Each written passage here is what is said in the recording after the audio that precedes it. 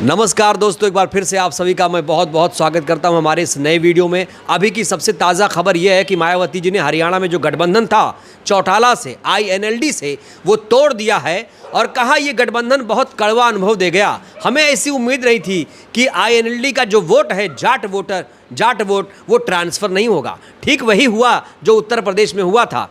कई सारे सवाल खड़े हो रहे हैं। इसी मुद्दे पर बातचीत करने के लिए हमारे साथ हैं क्रांतिकारी, बहुजन क्रांतिकारी नरेंद्र भाई नंदा राजपूत। नंदा भाई, बहुत स्वागत आपका हमारे इस वीडियो में। मायावती जी ने जो गठबंधन किया था हरियाणा में चौटाला से, वो तोड़ दिया, क्या कहेंगे? अच्छी बात है, पहले करना ही नहीं चाहिए था। अब कर लिया तो सबको पता था। जब मुख्य रूप से मुख्यमंत्री के दावेदार कांग्रेस के हुड्डा हैं तो वो भी जाट हैं, तो ये तो निश्चित था कि सबसे बड़ा चेहरा हुड्डा के रूप में दिख रहा था, तो उन्हें नहीं करना चाहिए था इनसे चौटाला से गठबंधन। तो उसका खामियाजा भुगतना पड़ा, वोट कटा, डिवाइड हुआ और जिसका फ़ायदा भाजपा को मिला, ये दिख रहा है भाजपा को मिला। और कहीं ना कहीं सभी लोग नाराज़ भी हैं। जिस प्रकार से एक तरफा माहौल था भाजपा के खिलाफ, वो कहीं ना कहीं वोट भी डिवाइड हुआ और कहीं ना कहीं मशीनों का भी दुरुपयोग हुआ और इसकी वजह से सारे लोग दुखी हैं, सभी लोग चिल्ला रहे हैं। और जहाँ तक कि जितने बहुजन जो चिंतक हैं वो तो शुरू से कह रहे हैं, जब से कि भाई 15 साल से हम लड़ रहे हैं कि EVM मशीन हटाओ, EVM हटाओ, देश बचाओ। सबसे बड़ा जो लोकतंत्र का और संविधान का जो घाटा हो रहा है EVM मशीन से हो रहा है। और जब तक ये नहीं हटेगी तब तक सही लोकतंत्र में सही लोग नहीं आ पाएंगे और सही भागीदारी दिखाई नहीं देगी। वोटों का सही पता नहीं चलेगा कि किसको कितना वोट पड़ रहा है। हो सकता है बहन जी को अच्छे वोट पड़े हों और EVM मशीन की वजह से दिक्कतें हुई हो। 6-7 सीटों पर अच्छे वोट पड़े हैं, कहीं 28,000, 53,000, 55,000 ऐसे वोट पड़े। नहीं, बहुत सारी जगह भाई सीटें भी निकल सकती थी। ये मशीनों का ही तो खेल है। उन्होंने मैनेजमेंट बैठाया कि भाई इस पार्टी ने इतना काट लिया, उस पार्टी ने उतना काट लिया, यहाँ कांग्रेस डाउन हो गई, हम निकल गए।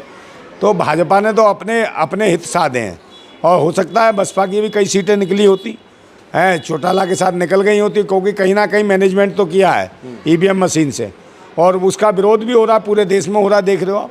अब हो रहा है, जब फायदा क्या कांग्रेस मशीन तो अपनी जगह, लेकिन जो फैसला निर्णय लिया है उन्होंने, क्योंकि बहन जी को निर्णय के लिए जाना जाता है कि भाई जो फैसले लेती है बड़ा कठोर फैसला होता है। पहले गठबंधन फिर तोड़ा, आप कहीं नहीं करेंगे, क्षेत्रीय पार्टियों से भी गठबंधन नहीं होगा। देखिए वो जो है करना ही नहीं चाहिए। मैं तो कह रहा हूँ एकला चलो, अकेले चलो बिल्कुल।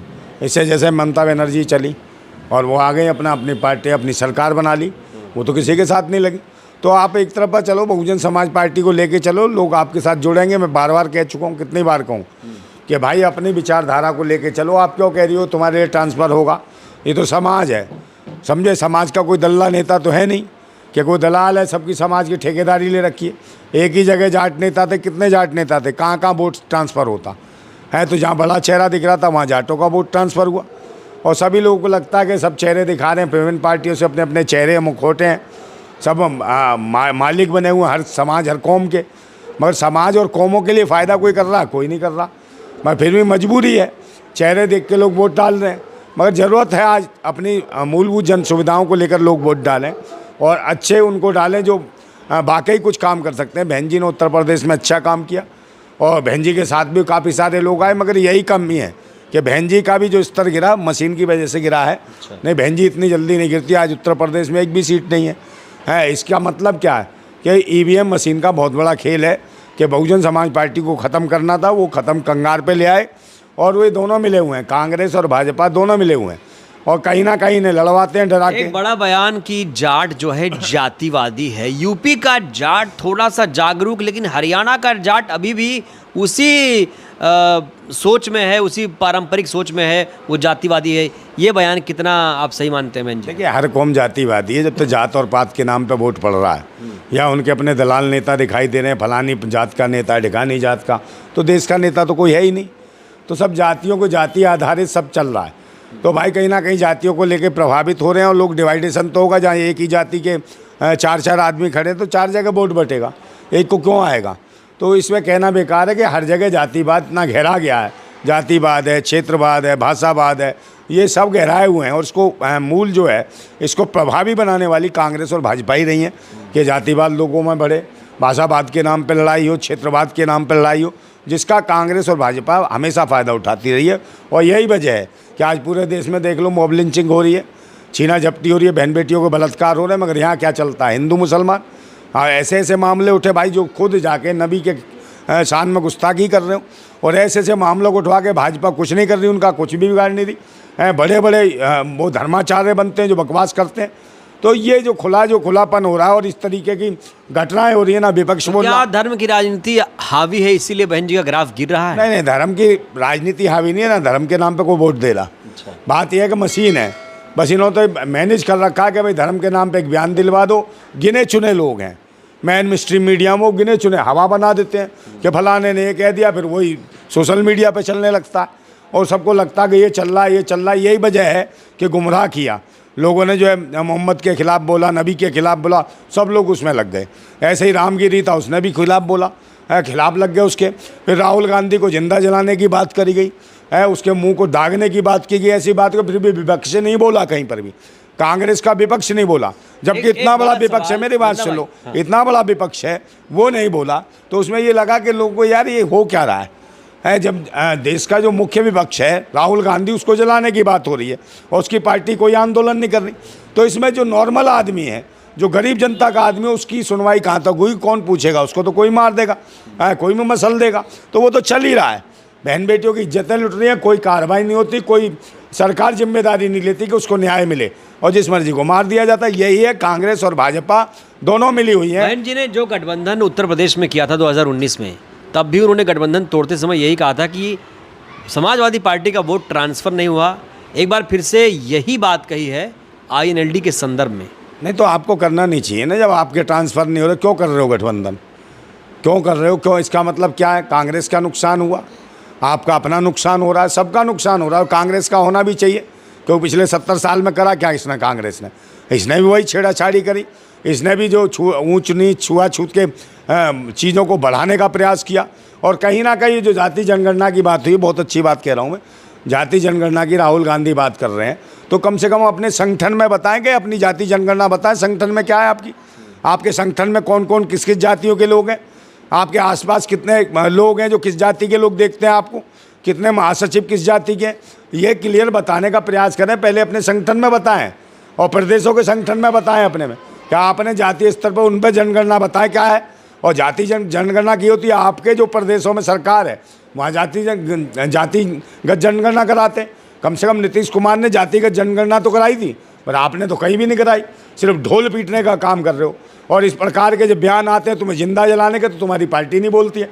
तो इसका मतलब कांग्रेस और भाजपा दोनों की दोनों देश की जनता गुमराह कर रही है। और ये जो ढोंगी पाखंडी जो भगवा के भेष में जो आतंकी और लुटेरे और भैंसी और दरिंदे घूम रहे हैं, इनके खिलाफ कोई कार्रवाई नहीं कर रही, ना सरकार करती, ना विपक्ष बोलता, और जनता बोलती है तो उसके ऊपर मुकदमे ठोक के अंदर डाल दिया जाता है। वो अपने हक अधिकार की बात करती है, उसे जेल में डाल दिया जाता है।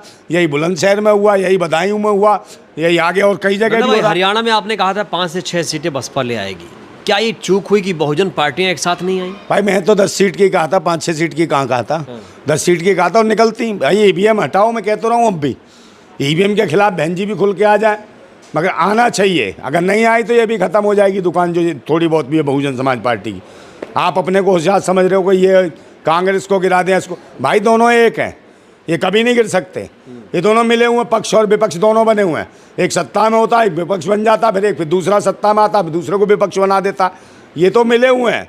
आप अपने तीसरा जो कैडर था, आपका तीसरा फ्रंट का जो कैडर था, वो ख़त्म कर रही हैं दोनों पार्टियां। आपको ये समझने की ज़रूरत है, आपको तीसरा जो फ्रंट है, मजबूती से किसी के साथ गठबंधन मत करो। आप स्वयं लड़ोगी तो मुझे लगता है सबसे मजबूत बन सकती हो।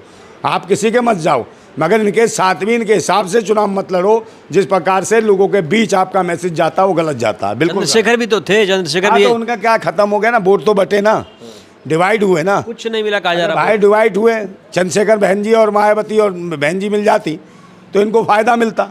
अब आप ही बट के लड़ रहे, तो कहते रहा हूँ एक ही समाज के कितने सारे चेहरे और मुखौटे होंगे तो डिवाइड तो होगा वोट। तो यही हाल है, डिवाइड हो रहा है। भाई जीतेंगे ही वो, छोटे छोटे लोग जीत गए अपने, और तुम्हारी ऐसी की तैसी करेंगे। अब ये 5 साल तक ढंग से मोबिलाइजिंग करेंगे, बहन बेटियों की इज्जतें लूटेंगे, आपके अधिकार नहीं मिलेंगे, और आपके नेता कह जाएंगे हमारे साथ ये हो गया, हमारे साथ ये हो गया, वोट डिवाइडेशन नहीं हुआ, फलाना नहीं हुआ। पहले आप सोचो कि आपने ठीक किया कि नहीं किया। आप ईमानदारी से कितने पर रैली करी? आप एक रैली करने के बाद उसके बाद ढीला मामला पड़ गया। चार करी, जो भी करी, उसके बाद वो उसका नहीं हुआ। फिर बाद में अब भी कह रहे हो अब उत्तर प्रदेश को लेकर रहोगे, अभी से उत्तर प्रदेश में लग जाओगे तो फ़ायदा मिलेगा। बाद में उपचुनाव भी है। हाँ उपचुनाव है, तो उपचुनाव तो है ही। अभी देखा नहीं अखिलेश यादव ने, हाँ अपने खुद प्रत्याशी उतार दिए। उन्होंने कहा भाई हमको नहीं दी तुमने टिकटें वहाँ हरियाणा में, तो उसका खामियाजा भुगतना पड़ा, क्योंकि ओवर कॉन्फिडेंस थी कांग्रेस, किसी को कुछ समझ ही नहीं रही थी। तो ये तो भाजपा से भी ज़्यादा दरिंदगी वाली पार्टी है कांग्रेस, है ये तो इतनी अहंकार में जीती है, ये किसी को जातीय समीकरण देखकर भी नहीं दे रही थी। अखिलेश यादव को भी एक भी टिकट नहीं। कांग्रेस भाजपा तो अपनी जगह है, लेकिन बहुजन राजनीति इस समय किस दिशा में जाती हुई दिख रही है, ये बताइए पहले। देखिए बहुजन तो जाएगी, मैं कह रहा हूँ भाई बहन जी अपने सही तरीके से अपना उत्तर प्रदेश देखें और रेगुलर वहाँ काम करें, तो मुझे लगता है अच्छा हो जाएगा। और लोगों से मिलें, बस बाहर भी ना जाए, अपनी जो कोठी है वहाँ पर ही मिलें, रेगुलर जैसे दरबार लगाए जाते हैं वैसे लगाएं, और बाकी जो आकाश आनंद को छोड़ दें इधर उधर घूमने के लिए। तो मुझे लगता है अच्छा गिराफ खिंच के आएगा, और बहुजन समाज पार्टी की 2027 में महत्वपूर्ण भूमिका होगी उत्तर प्रदेश में, मैं आपको बता रहा हूँ। बहुत बहुत शुक्रिया। धन्यवाद। तो ये नरेंद्र भाई नंदा राजपूत हैं, इन्होंने अपनी जो प्रतिक्रिया दी है, इनकी बातों से आप सहमत हैं, असहमत हैं? आप लोग भी कमेंट करिएगा। बहुत बहुत धन्यवाद, शुक्रिया।